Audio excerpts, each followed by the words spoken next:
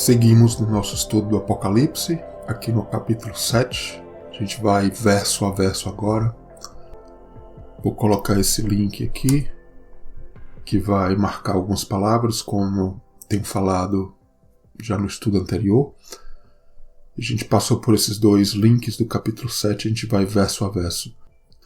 Lembrando algo bastante importante, que o selo de Deus, ou selos também, no Apocalipse 6, é a mesma palavra que é usada aqui para selar ou assinalar os 144 mil, como a gente vai ver.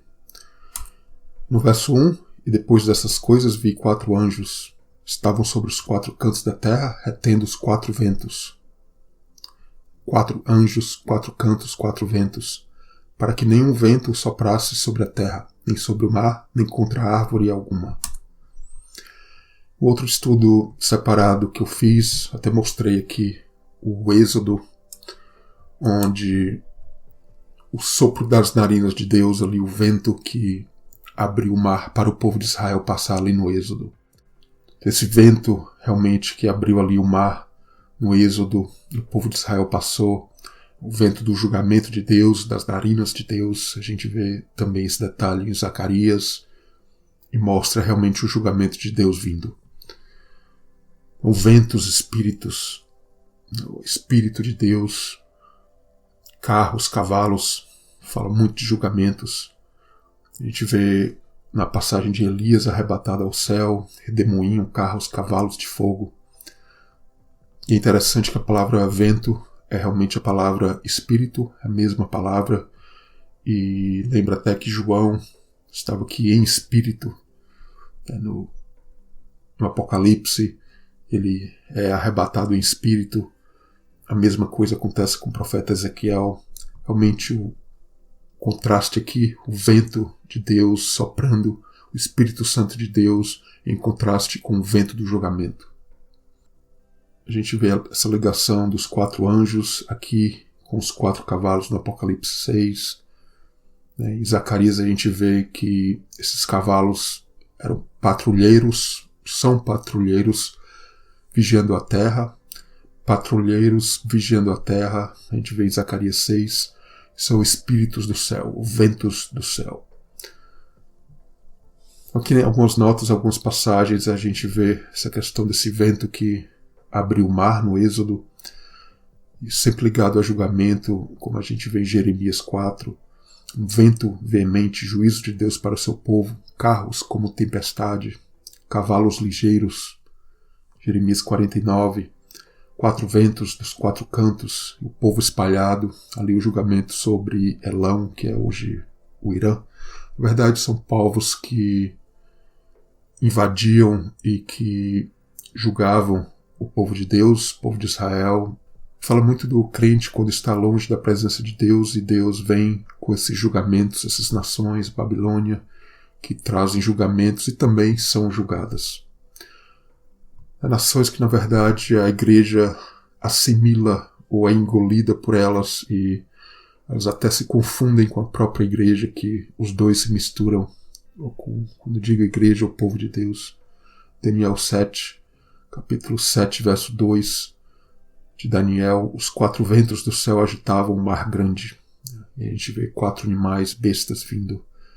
Tem muita ligação desses livros, julgamento de Deus.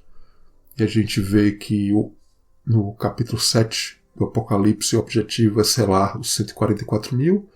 E é claro, nós passamos por julgamentos também, por correções, para que isso possa acontecer. Passamos por julgamentos, correções, e essas correções trazem realmente a presença plena de Deus em nossas vidas, e podemos ser protegidos, né? Apesar que somos afetados pelos selos e trombetas. Assim como no Egito, algumas pragas afetam apenas os que não estão protegidos, e aqui o que a gente vai ver realmente no contexto. Coloco aqui embaixo o que até já falei, Ezequiel e João, elevados ou arrebatados em espírito, estão ligados aos 7 espíritos de Deus, o espírito e as 7 igrejas aqui no Apocalipse, que dizem vem, a esposa dizendo vem. tenho que falar e sempre repetir essa ligação do número 4 com essa bênção da multiplicação, já desde o Gênesis dada a Abraão, que seriam ali os descendentes de Abraão, Isaac e Jacó espalhados pelos 4 cantos da terra. E infelizmente tem esse contraste que quando o crente sai da presença de Deus, quando Israel saiu, a igreja, é também esse símbolo de ser espalhado pelos 4 cantos e Deus vem buscar a igreja para a sua presença.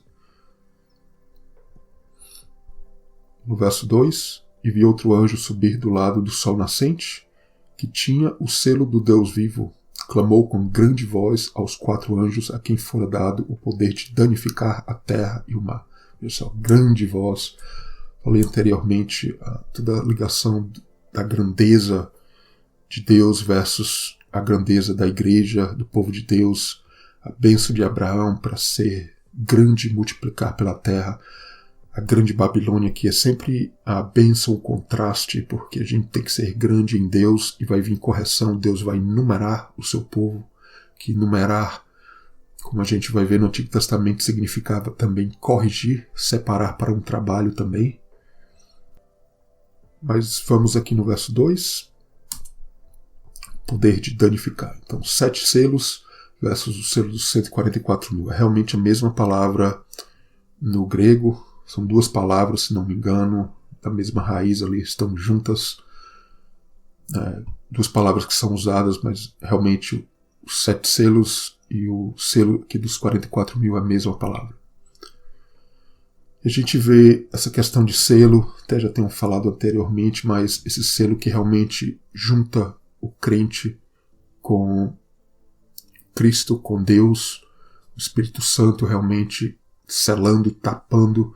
Tem o lado bom, pode ser usado o selo do lado positivo, o selo às vezes é usado de um lado negativo, né? A abertura dos selos no sentido de Deus abrir esse livro que é a história da igreja, a história de nossas vidas também, para trazer correções.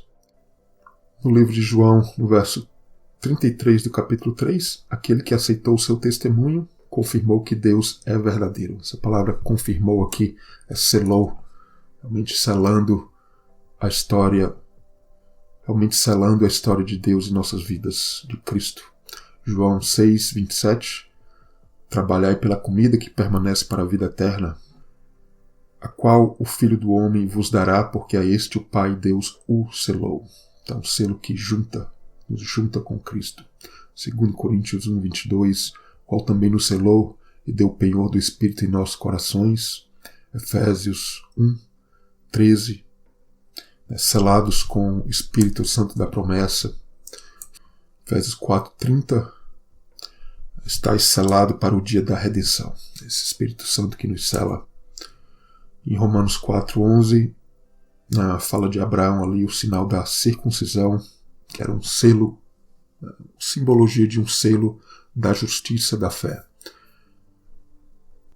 E 2 Timóteo 2,19, tendo este selo, o Senhor conhece os que são seus.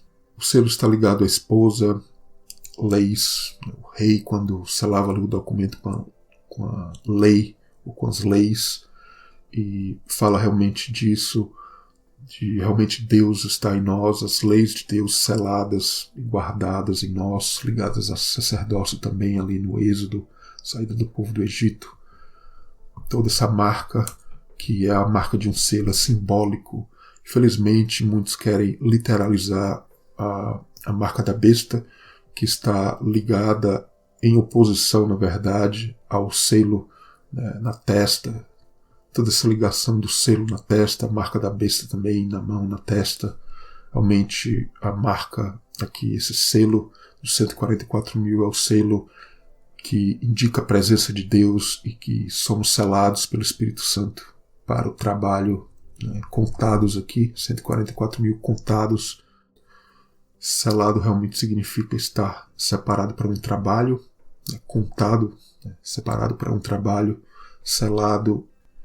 A presença do Espírito Santo que vai nos levar às regiões celestiais e vamos inclusive julgar, como Jesus falou, Paulo, a Bíblia nos mostra, simbolicamente julgar as 12 tribos de Israel, que significa julgar a igreja, o povo de Deus.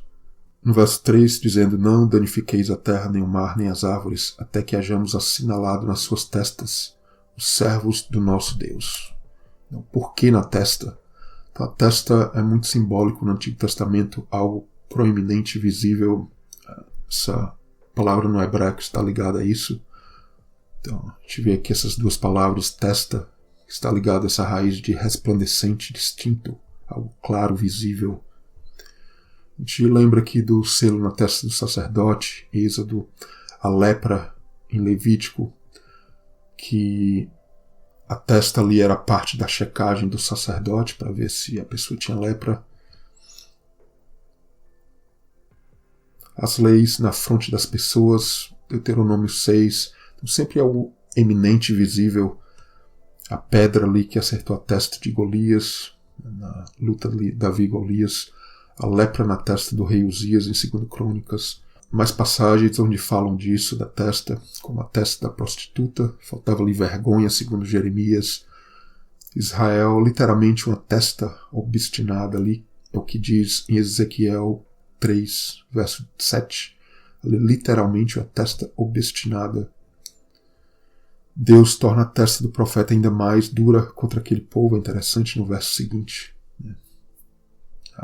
O enfrentamento ali que Ezequiel iria ter com o povo. E a gente vê a marca, o sinal da testa dos fiéis em Ezequiel 9.